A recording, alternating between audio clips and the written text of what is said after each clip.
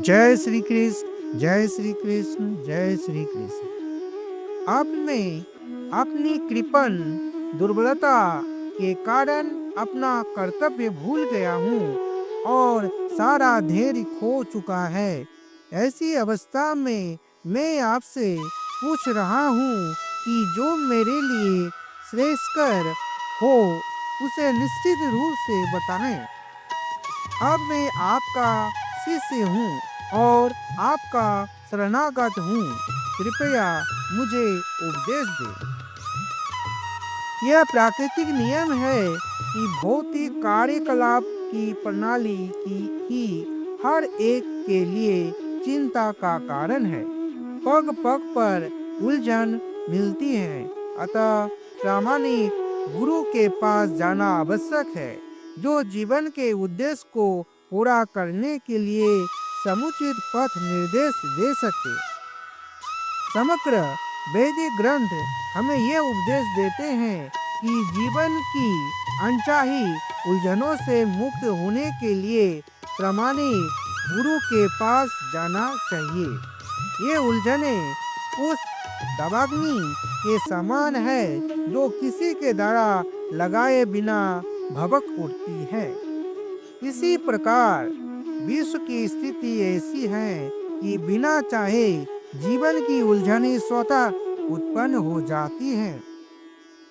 कोई नहीं चाहता कि आग लगे, किंतु फिर भी वो लगती है और हमें अत्यधिक व्याकुल हो उठते हैं।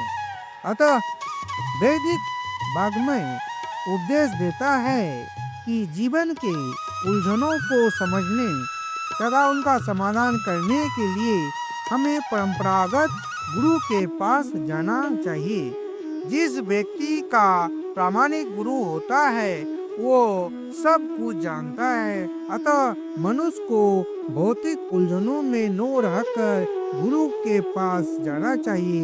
यही इस श्लोक का तात्पर्य है। आखिर भौतिक उलझनों में कौन सा व्यक्ति पड़ता है?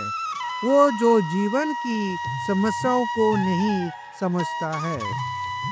मनुष्य का वर्णन इस प्रकार हुआ है। कृपण है जो मानव जीवन की समस्याओं को हल नहीं करता और आत्म साक्षात्कार के विज्ञान को समझे बिना कुकर सुकर की भांति इस संसार को त्याग कर चला जाता है। जीव के लिए यह मनुष्य जीवन अत्यंत मूल्यवान निधि है, जिसका उपयोग वो अपने जीवन के समस्याओं को हल करने में कर सकता है। अतः जो इस अवसर का लाभ नहीं उठाता वो कृपण है। ब्राह्मण इसके विपरीत होता है कि जो इस शरीर का उपयोग जीवन की समस्त समस्याओं को हल करने में करता है। देहात्म बुद्धि बस कृपण या कंजूस लोग अपना सारा समय परिवार, समाज, देश आदि के अत्यधिक प्रेम में गंवा देते हैं।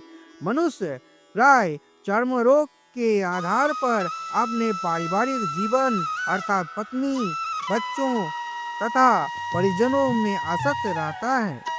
कृपण यह सोचता है कि वो अपने परिवार को मृत्यु से बचा सकता है, अथवा वो यह सोचता है कि उसका परिवार या समाज उसे मृत्यु से बचा सकता है। ऐसी पारिवारिक आसक्ति निम्न पशुओं में भी पाई जाती है, क्योंकि वे भी बच्चों की देखभाल करते हैं। बुद्धिमान होने के कारण अर्जुन समझ गया था कि पारिवारिक सदस्यों के प्रति उसका अनुराग तथा मृत्यु से उनकी रक्षा करने की उसकी इच्छा ही उसकी उलझनों का कारण है।